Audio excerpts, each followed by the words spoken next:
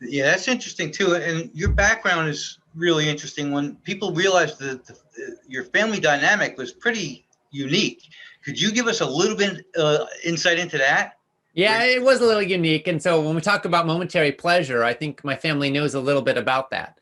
My grandpa founded Baskin Robbins, 31 flavors ice cream, and my dad, John, grew up with an ice cream cone shaped swimming pool in his backyard. He was groomed from his early childhood to one day join in running the family company. But when he was in his early 20s, he was offered that chance and he said no. And he walked away from a path that was practically paved with gold and with ice cream Yes. to, as we jokingly say in our family, follow his own rocky road. He ended up moving with my mom to a little island off the coast of Canada.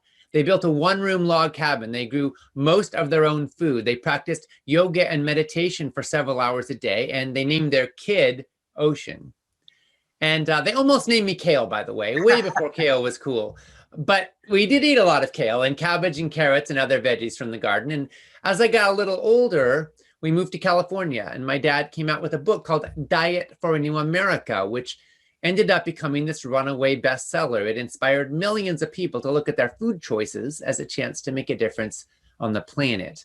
And one of his readers, amazingly enough, was my grandpa, Irvin Robbins, who had lost his own brother-in-law, Bert Baskin, his business partner, to heart disease when my dad's uncle Bert was 54 years old. And now my grandpa was practically on death's door. He had serious diabetes, weight issues, heart issues.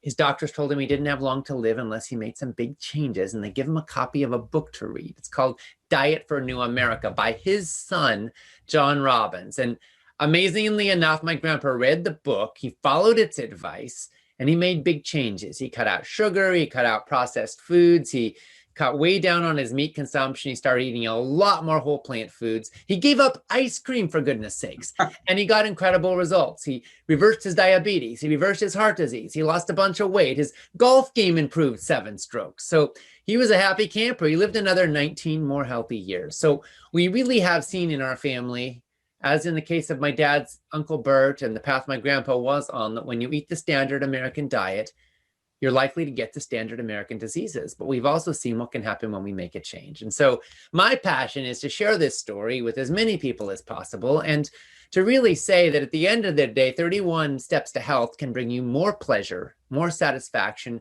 even than 31 flavors of ice cream.